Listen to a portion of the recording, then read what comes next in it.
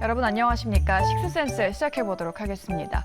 오늘 시장이 좀 쉽지는 않네요. 미국의 국가 신용등급 하향 조정 이슈가 컸죠. 우리 기재부에서도 이로 인해서 국내 증시가 변동성이 커질 거를 좀 경계하고 있습니다. 오늘은 시총 상위 종목들뿐만 아니라 이틀 전까지만 해도 강했던 2차 전지가 조금 밀리면서 약세를 보였고 초전도체 같은 특정 테마를 제외하고는 대부분의 섹터가 파란불을 켰습니다. 코스피 코스닥 양대 지수는 장 막판으로 갈수록 낙폭을 키우면서 하락을 보인 가운데 개인들의 매수가 눈에 띄었는데요.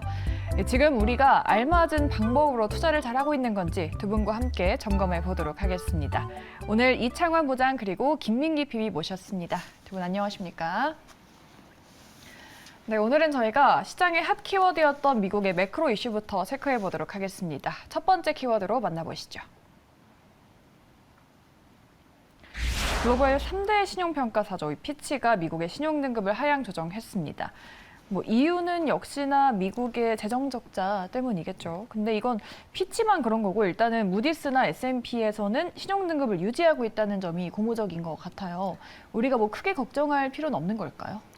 시장 단기 악재는 맞는 것 같고요. 그로 인해서 오늘 이제 아시아 시장 전반적으로 일본도 그렇고 홍콩도 그렇고 중국 증시 특히 우리나라 시장도 전체적으로 흔들렸는데 피치에서 미국 신용 등급을 트리플 A에서 그 AA 플러스로 이제 그 노치 강등을 한 상태고 등급 자체는 안정적으로 유지를 일단 했습니다. 강등 배경에는 향후 3년 그 예상되는 그 재정 악화가 있었고요. 그리고 국가 채무가 급증했다는 점, 그리고 거버넌스 약화를 제시했는데, 그러니까 이제 국가 부도 직전에 이제 합의가 되고 이런 것들에 대해서 상당히 안 좋게 얘기를 했고, 지난 5월달에 이미 좀 경고를 한 상태입니다. 네. 그게 이제 예고가 된 상태고요. 이를 이제 실행을 했다고 볼 수 있겠는데, 시장에서 약간 과민 반응을 일으켰다라고 저는 개인적으로 생각하고, 이거는 단기 악재 정도고 오래갈 이슈는 아니라고 일단은 결론을 내리는 상태고요. 예.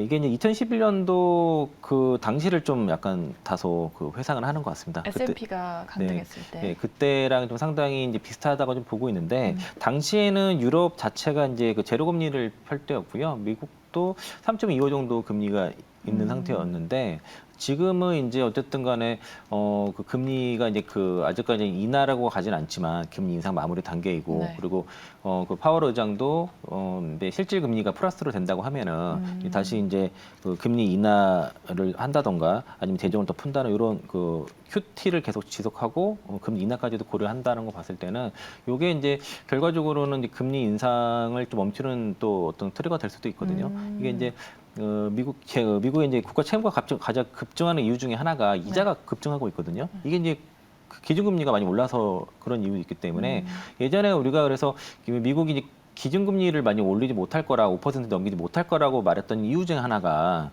국가 채무가 급증하는 이유 이슈가 있었던 거죠. 이게 이제 과연 미국에서 미국 재무가 감당할 수 있겠냐라는 그런 관점에서 5% 이상 넘기지 못할 거라고 봤는데 넘어갔고 그런 것들이 결과적으로 미국의 이제 국가 채무의 급증으로 일으켰다라고 볼 수 있고요. 그런 결과물의 하나이기 때문에 일단 단기 악재고 시총 상위 종목들 중심으로 해서 빠졌고요. 이게 이제 기존에는 2차 전지가 빠지면 다른 종목들이 반등하거나 이렇게 움직였었는데 지난주 이제 금요일부터 그 2차 전지가 올라갈 때 다른 종목들도 같이 올라가고 빠지면 같이 빠지는 그런 이제 정상적인 시장으로 했기 때문에 오늘은 이제 특정 그 초전도체 테마 외에는 대부분 그 종목들이 하락을 했고 잠시 이제 한 2시 이후에 좀 반등을 했다가 오후에 더 많이 빠졌거든요. 막판에. 그래서 이제 내일 그 어떤 오늘 밤 미국 시장을 상황을 보고 아마 혹시 또 미국 시장도 흔들리지 않을까 이런 좀 그런 염려도 있었던 걸로 좀 보여지고요.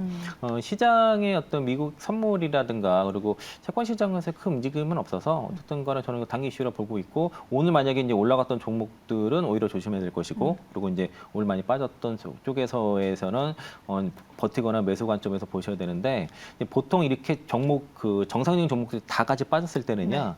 그러니까 주도주가 먼저 올라갔기 때문에 저는 이 타이밍이 이제 그동안 사지 못했던 주도주로 교체할 수 있는 저의 타이밍이다. 저의 찬스라고 보고 있고요. 이런 비슷한 사례가 2020년도 우리 시장이 6월 15일 날 코스피가 100포인트 빠지고 5% 급락한 적이 있었거든요. 그때 당시에 이제 거의 웬만한 그 2차전 종목들 주도 종목들이 10몇 %씩 막 빠졌는데 반등이 제일 빨랐습니다. 그쪽이. 아. 그러니까 지금 이렇게 다 같이 빠졌을 때는 어떻든 주도주 섹터로 갈아탈 수 있는 마지막 기회, 그 찬스라고 보시면 그런 관점에서 대응하시고요. 그러니까 내가 지금 갖고 있는 종목들이 어떤 종목들이 주도주 역할을 하는지를 판단하시고 그렇지 않을 때는 손실이라도 과감히 교체하시는 전략이 저는 좋을 거라고 보고 있습니다. 주도주를 빠르게 저가 매수할 기회다. 사실 말씀하신 대로 이미 또 지난번에 부채 한도 협상이랑 또 바이든의 정부 정책으로 인해서 충분히 좀 예상됐던 결과이긴 했잖아요. 그래서 일단은 우리 시장에 어떤 영향을 줄지 오늘은 하락장이었는데 이번 주 내내 뭐 앞으로도 좀 불안한 투자 심리가 일어날 거라고 보세요? 아니요, 그냥 단기적인 악재라고 보여지고요. 이거는 뭐 그렇게 크게 조심해야 될 문제는 아니라고 저는 보고 있습니다. 일단은 피치의 뷰가 그렇긴 하지만 일단 S&P와 모디스도 동시에 움직이는 상황이 아니라면은 그리 큰 위협은 되지 않을 것으로 보여지고요.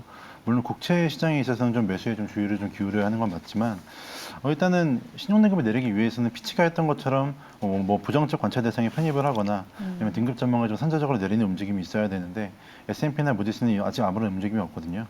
그리고 지금 현재 이 신용등급 강등 자체도 5월 달에 이미 경고를 했던 상황이기 때문에 그렇게 뭐 갑작스럽거나 크게 위험한 이슈는 아니라고 좀 개인적으로 생각하고 있습니다. 이 지표가 그러면은 당분간의 의미가 크지 않다고 보시는 이유가 뭐 아무래도 연준이 계속 돈을 좀 풀고 있기도 하고 미국 정부가 재정 정책을 지속하고 있어서라고 볼 수 있을까요? 일단 미국 정부의 이런 재정 지출 발안이나 뭐 복지 비용 상승이라는 것이 아무래도 좀 악재로 작용될 수는 있는데요.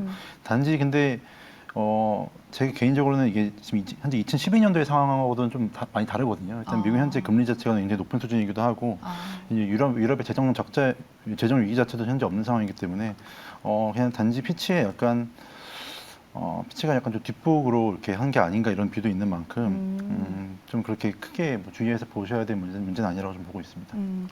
시장 자체에 대해서는 두 분 다 단기 악재라고 보고 계십니다. 저희가 참고를 하면서 섹터별로 전략도 한번 세워보도록 할게요. 두 번째 키워드 초전도체로 가보도록 하겠습니다. 지금 전 세계가 한국의 초전도체 연구 결과에 주목을 하고 있습니다. 자랑스러운 일이지만 아직은 가시적인 성과가 검증되지도 않았는데 벌써 이제 관련주가 폭등하고 있는 상황이죠. 뭐 고려제강, 서원, 서남, 문제 무더기 상한가를 갔는데 테마성인 걸 알지만 뭔가 가는 게 이거밖에 없으니까 눈길이 가거든요. PB님은 이거를 지금 눈여겨봐도 된다고 보십니까? 결론부터 말씀드리자면 사면 안 됩니다. 아하. 그렇게 보고 있고요. 예. 일단은 재밌는 이슈는 맞거든요. 그러니까 근데 초전도체라는 개념 자체가 일단 사실 100년도 더 되는 개념인데 다만 이렇게 지금 난리가 난 거는 약간 좀 이런 전기 저항이 0이 되고 마이스너 효과가 발생하는 게 네. 상온에서도 가능하다 이런 연구 결과가 나와서 그런 건데요. 사실 이게 지금 아직 진위 여부도 파악되지 않았고 만약 이게 맞다고 하면은 정말 인류 문명에 큰 진보를 이루게 될 것은 맞지만 네.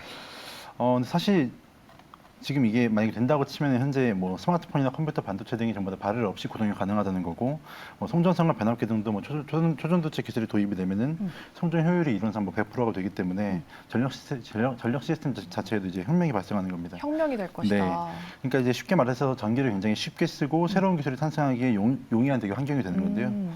근데 이제 이 기술이 이제 국내 퀀텀 에너지 연구소에서 논문을 발표하고 샘플을 공개하겠다고 하면서 전 세계 이목이 집중되었는데 노벨상을 받을 만한 거라고 네, 하더라고요. 그래서 이제 오늘 시장 또한 이제 관련주들이 좀 강하게 반응했습니다. 뭐 서남, 덕성 그리고 신성 대사테크 이런 게 반등을 했지만, 네. 근데 지금으로서는 모두 의미 없는 좀 주가 흐름이라고 생각이 되는데요. 의미가 없다. 일단 이 논문이 처음 발표되었을 때 다들 놀랐던 것이 너무 간단하기 때문이었습니다.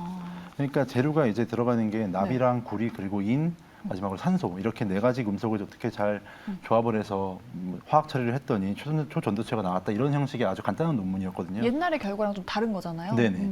그래서 이게 지금 실제로 맞느냐 해서 전 세계에 있는 과학자들이 다 이거 실험을 하고 있는데 이 레시피에 따라서 전 세계 연구진들이 같이 실험을 했을 때 아직까지 성공한 기간도 없고요. 그러니까 그렇기 때문에 약간 좀 진위 여부에 대한 논란이 계속되고 있는 상황입니다. 근데 문제는 네. 미국 연구진이 최근 들어서 밝힌 게 이게 이 레시피대로 그대로 진행을 해도 같은 결과물이 나오는 게 아니라는 거거든요.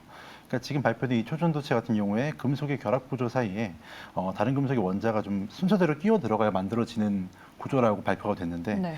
이게 화학식 자체가 똑같아도 순서가 바뀌면 전혀 다른 성질의 물질이 되는 거기 때문에 결론적으로 말씀드리자면 이 논문과 레시피가 뭐 사실이라고 해도 네. 이걸 굉장히 컨트롤하기가 굉장히 어렵다는 겁니다. 그렇기 때문에 납 원자와 구리 원자를 이렇게 시뮬레이션에 맞춰서 동일한 구조에 배치를 할 수 있는 기술이 우선적으로 필요하고요. 그리고 이제 물론 이게 정말 혁신적인 발명은 맞지만 만약 맞다고 하면요. 네. 상용화까지는 그렇기 때문에 이제 최소 20에 30년까지는 이상을 바라봐야 되는 거고 그러니까 지금 테마주로 엮여 있는 것들이 실제로 이 초전도체 사이클이 도래했을 때 실제 연관이 있는지도 불확실한 상황이기 때문에 단기적으로 테마 플레이는 가능하겠지만은 올해 좀 두고 보기에는 좀 힘든 종목이 아닌가 생각이 듭니다. 네. 일단 지금 투자는 무리가 있다. 좀 기대가 너무 앞서가고 있다라고 말씀을 하고 계시는 것 같아요. 근데 초전도체가 진짜로 상용화가 된다면 배터리 업체에도 되게 긍정적이라고 하던데 초전도체 테마 자체에 대해서 부장님은 지금 어떤 시각을 갖고 계세요? 뭐 다 매도하시면 될 것 같다고 보고 있습니다. 네, 다 매도하시면 되겠고요. 보유자들의 영역이다. 보유자가 이제 대부분 보면은 시가총액이 작고 그리고 많이 빠져서 이제 급반등 나오는 그런 형태이기 때문에 물려 계신 분들 많이 계실 거고 예. 그리고 이로 인해서 이제 뭐 수익 나신 분들은 뭐 축하드리겠고 잘 이제 수익 차익하시면 될 것 같고요. 이게 이제 그 물체라는 게 이제 우리가 이제 도체가 있고 그리고 이제 부도체가 있죠. 전기가 흐르면 도체, 안 흐르면 부도체. 그리고 이제 반도체라는 게 이제 그 전기를 제어해서 전류 흐르는 그런 형태인데 초전도체라는 게 이제 전류가 흐르는데 거의 저항 없이 저항값이 0이라는 그런 물질인데 이게 이제 기존에는 이제 영하 270도 정도에서만 그 반응을 했던 실전 물질이거든요. 근데 이게 이제 상온에서 가능하다. 그리고 특정 압력, 그 굉장히 고압에서도 가능한데 상압에서도 가능하다. 요 내용이 지금 나온 거기 때문에 네. 굉장히 획기적이라는 그런 테마가 좀 큰 테마가 불었던 것이고요. 다만 이제 오늘 아까 보도자료 보니까 그 한국 초전도 저온학회 저 이런 거 있는지 몰랐는데 네. 이게 이제 그 상온 그 초전도 전도체 검증위원회를 발족했는데 재현 연구를 진행 중이고 현 상태에서는 상온 그 초전도체라고 보기 어렵다 이런 얘기가 있기 때문에 내일 좀 위험할 수 있습니다. 그래서 저는 뭐 개인적으로 이게 이제 내일 추가 올라가는 이런 여부를 떠나서 그동안 많이 물려 계시거나 수익이 많이 나신 분들은 네. 차익하시고 그리고 시장이 아까 말씀드린 대로 제가 미리 예고를 드렸지만은 정사정 시장으로 그 정상적인 종목들이 반등할 때는 이런 종목들이 급락을 할 수 있기 때문에 잘 팔고 나오시기 바라겠습니다. 네. 우리 유리쥐님도 2차 전지가 수그리니까 꿈의 초전도 테마가 극성이다라고 또 말씀을 하시는데 저희가 다음 키워드로 또 바로 2차 전지 들어보도록 하겠습니다. 우리 배터리 부장님이 나오셨으니까요. 2차 전지가 최근에 좀 변동성을 보였습니다. 오늘은 전반적으로 숨고르기에 들어갔는데 일단은 모건 스탠리에서 의견을 냈죠. 포스코홀딩스가 2주 안에 좀 떨어질 거라고 예측을 했어요. 근데 부장님은 지금 상황에서 포스코홀딩스의 주가 향방 어떻게 보시는지 일단 주력으로 보고 계시는 게 2차 전지 안에서도 에코프로랑 포스코그룹주잖아요. 네, 맞습니다. 그 이제 에코프로랑 포스코홀딩스를 가장 탑픽으로 계속 말씀드리고 있고요. 네. 이거는 이제 2차 전지를 이제 주로 투자하신 분들의 대부분 공통사항입니다.